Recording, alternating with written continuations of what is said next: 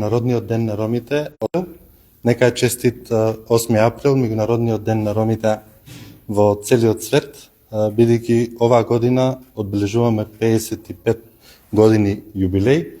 8 април започна да се реализира од 1971 година на одржаниот светски конгрес во Лондон и од тука веќе започнува да се слави, каде што на овој конгрес се упати дека Джелем Джелем ќе биде химната на ромската заедница, знамето исто така и секако припадноста на нашата ромска заедница, дека нели од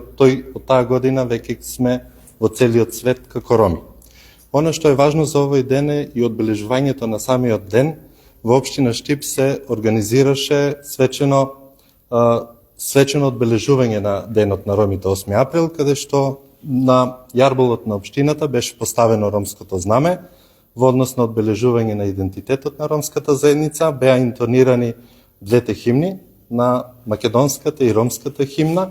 Исто така во свечената сала на општина Штип се одржа настан, каде што заедно со градоначалникот на општина Штип, нашите соработници РРЦ Скопје и Сонце од Тетово, кажавме повеќе околу историјата на ромите, она што се случува. Имаше говор градоначалникот на општина Штип во однос на честитки за самиот ден.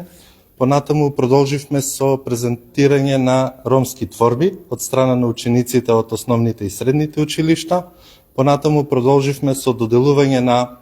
ваучери од страна на градоначалникот за најдобрите ученици во основните, во средните училишта и од Универзитетот Гоце Делчев од Штип. Потоа исто така во рамките на проектот кој што го реализираме со овие две организации, истите доделија благодарници на самите учесници, а тоа се двете градинки од општина Штип, Вера Цирвири Трена и градинката Астиво, каде што имаме вклучено 50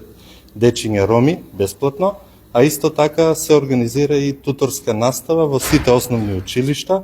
каде што имаме вклучено некаде повеќе од 70 ученици во прво, второ и трето оделение, а исто така имаме ангажирано и 5 тутори, кои што во рамки на самите училишта организираат наставни предмети по македонски и математика со цел да им се помогне на децата да можат да го усовршат и да можат полесно да го совладат материјалот на училиште. Она што е важно е дека овој ден го одбележуваме се со цел презентирање на културата, на идентитетот на ромската заедница, она што се однесува исто така во делот на јазикот, и она што е многу важно е дека борбата продолжува секојдневно со предизвиците и проблемите со кои што се соочува ромската заедница, како во нашата општина, така во државата и целиот свет. Можам да начнам клучни проблеми со кои што се соочува. Тука се уште во 21 век ромската заедница исто така во Штип се соочува со инфраструктурни проблеми, а тоа се во делот на некаде каде што недостасува водоводна и канализациона мрежа, имаме се уште улици кои што се уште не се асфалтирани, каде што децата и родителите се уште газат на кал. Исто така голем проблем е и домувањето на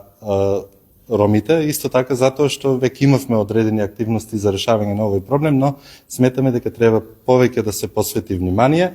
Голем проблем е вработувањето на ромската заедница, каде што некаде повеќе од 800 роми, иако живеат во оваа општина, поголемиот дел од нив се невработени, но пред се работно способни, и сметам дека е многу важно да се искористи потенцијалот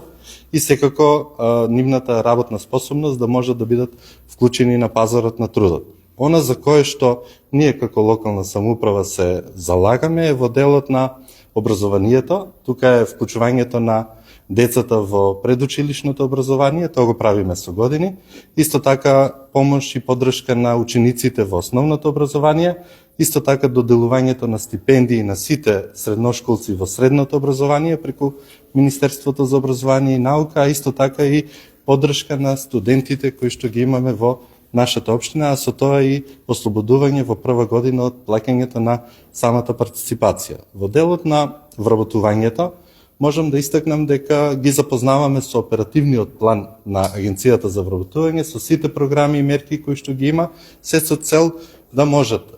представниците од самата заедница низ низата на проекти кои што ги имаме веќе реализирано, а тоа се да можат истите да се стекнат со квалификации и вештини, кои што ќе им овозможат полесен пристап на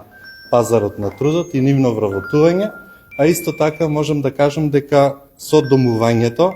имавме проект кој што го реализиравме многу години, веќе 6-та година, каде што од старото нервено оделение и партизанска во населбата Асном беа сместени и изгрижени вкупно 41 ромско семејство, некаде околу 300 граѓани. Сметаме што со овој проект дека решивме еден од клучните проблеми со кои што се соочува ромската заедница, се со цел да имат подобри услови за живење и секако да им се подобри квалитетот за живот. Во однос на јазикот и културата, во сите основни училишта многу години наназад се овозможува изучување на мајчиниот јазик, а тоа е ромскиот јазик како факултативна настава во основните училишта, се со цел да се чува и негува јазикот на ромската заедница.